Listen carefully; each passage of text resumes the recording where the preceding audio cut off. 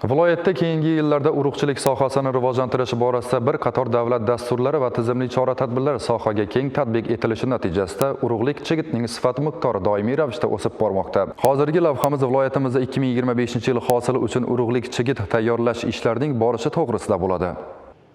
Qishloq xo'jaligi ekinlarini yetishtirishda sifatli urug'ning ahamiyati katta. Paxtachilikda ham urug'lik chigitlarning saralab tayyorlanishi yuksak xirmonni ko'tarishga zamin yaratadi. Xorazm viloyatida ham ayni kunlarda 2025-yil paxta hosili uchun urug'lik chigitlarni tozalash, saralash, tuksizlantirish hamda qishloq xo'jaligi ekinlarining kasallik va zararkunandalarga qarshi doralash ishlari amalga oshirilmoqda. Viloyatda joriy yil hosili uchun 165 ta qayta ishlash korxonalari tomonidan jami 11150 tonna, shundan 2062 tonna xorijiy va 9088 tonna mahalliy urug'lik paxta xom ashyosidan jamg'arilgan.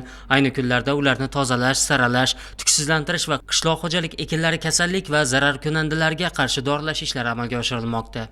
Xorijiy g'o'zanavlarni va duragaylarni olib kirish hamda paxta ekiladigan maydonlar 10% gacha joylashtirishga ruxsat berilgan. Xorazm viloyatida 2024-yilda mahalliy sharoitda yetishtirilgan xorijiy g'o'zanavlarni 505 ta subyekt tomonidan asosan Xitoy davlatining seleksiyasiga mansub urug'lik chigitning Xinlizo 78 navi hamda Turkiya davlatining seleksiyasiga mansub urug'lik chigitning Eliza va Livzara navlaridan 8200 ming gektar maydonga ekilib, jami 2062 tonna urug'lik paxta xom ashyosi bugungi kunda kelib jamg'arilgan bo'lib, o'rtacha hosildorlik 40-70 sentner tashkil etdi.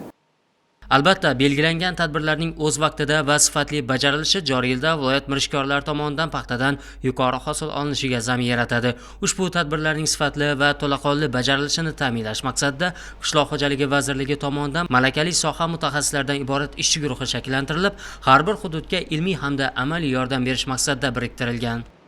2024-yil hosilidan mahalliy sharoitda yetishtirilgan xorijiy g'o'zanavlarni jahon andozalariga mos keladigan lazerli fotoseparatordan o'tkazib doralash to'g'risidagi tegishli topshiriqlar berilgan. Topshiriqqa asosan viloyatda 25-yil hosili uchun paxta to'qimachilik klasterlari va fermer xo'jaliklarining paxtachilikda yuqori samarali intensiv agrotexnologiyani qo'llash va xorijiy g'o'zanavlarni ekin maydonlarini kengaytirish bo'yicha takliflardan kelib chiqib, mahalliy sharoitda yetishtirilgan xorijiy g'o'zanavlar hozirda Buxoro viloyatidagi zamonaviy usulda urug'lik tayyorlash sexida lazerli fotoseparatorda o'tkazilgan urug'liklar omborxonalarda tinim davrini o'tab kelmoqda.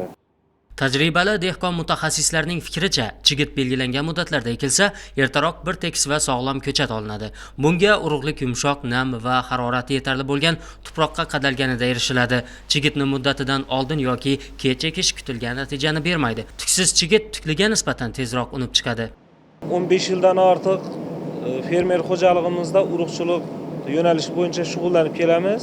24-yil urug'larimizni mustaqil yetishtirib fermerlarga satish uchun xususiy urug'chilik fermer xo'jaligi tashkil bo'ldi. Fermerlarimizga yuqori avlodli urug'ni yetishtirib berish uchun o'tgan yili 101 tonna urug' jamg'arganmiz. Shundan hozir 53 tonna urug' yetishtirdik. Yetishtirgan urug'larimiz darlanib, tinim davrini o'tab turibdi. Tuksizlantirilgan urug'larimizni unib chiqish ham tez bo'ladi.